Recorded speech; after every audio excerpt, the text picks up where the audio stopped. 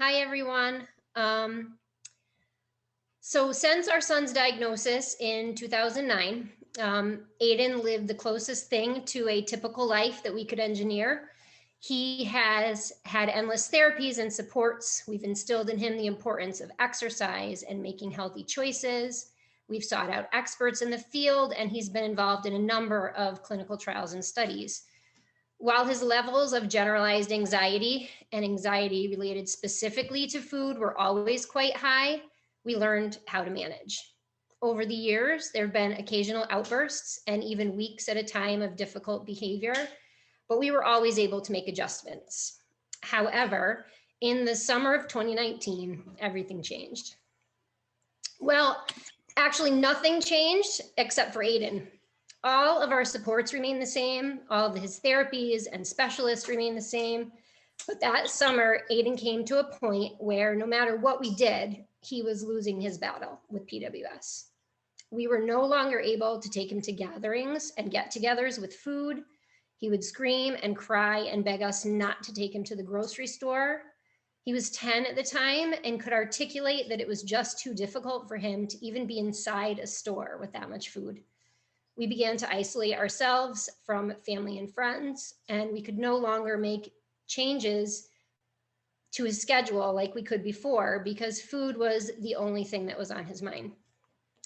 And then school started. It was the worst 6 months of Aiden's life. And if you're a parent of a child with PWS, you know that bar is already set pretty high. We were called on an almost daily basis regarding his behaviors.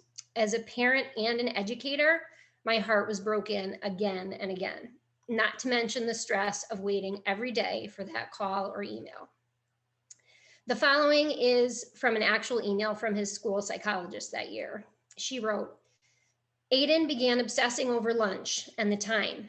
We assured him that it was only 11 o'clock, but he was yelling that he was late. He banged his head against a concrete wall 6 to 7 times before the staff got him to stop. We were afraid it had finally happened. We had lost Aiden to PWS. Fortunately, we had heard that Solano was running a trial site at Boston Children's Hospital, about 2 hours away. So we reached out, and by December, Aiden was enrolled. I could go on and on with anecdotes of how things have changed for the better in the last year. Aiden just told me to slow down. However, I thought I would let some data speak for itself. We are so lucky to have had an amazing BCBA, board certified behavior analysis, if you're not sure what that is, who's been working with Aiden since that year in 5th grade. I asked her to share some data with me from before and after starting DCCR. I chose data from the month of February 2020 because it was pre-pandemic, and from February of this year, just a few months ago. I would also like to add that Aiden's district has been in person since October. So these results are from full 5 days per week, just like the previous year. The data at the beginning was also recorded months after a one-on-one behavior tech had been assigned to Aiden and after a behavior intervention plan had been implemented. So these first results, again, are after a behavior intervention plan and after a one-on-one behavior tech. The results are astounding. In February of 2020, just the month of February, Aiden had 130, incidents of non-compliance. Non-compliance was defined in his functional behavior analysis as any instance of failure to follow a known directive within 30 seconds, including statements of refusal. In the 29 days of that month, he also had 70 recorded incidents of skin picking, 79 incidents of repetitive statements. And that, of course, as you know, is not one repetitive statement. It is when it starts until it finishes.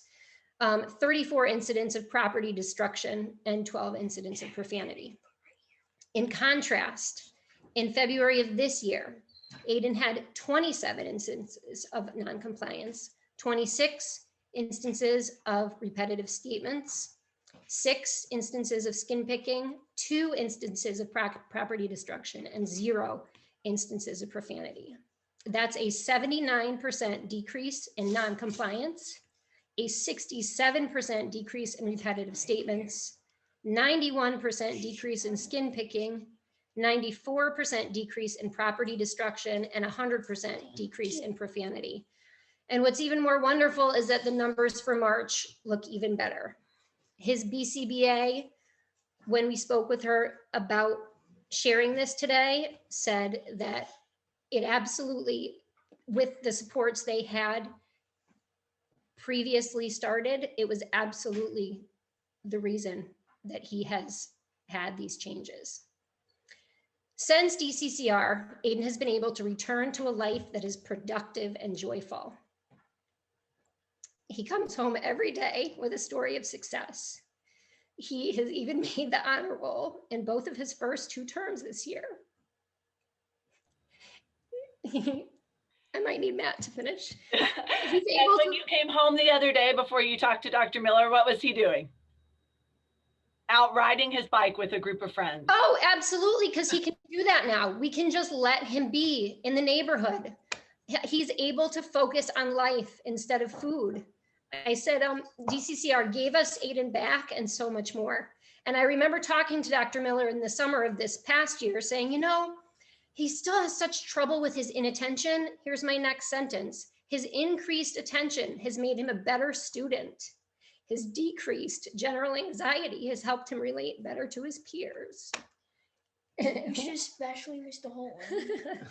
His decreased anxiety regarding food and has allowed him to return to school with substantially less inappropriate behaviors.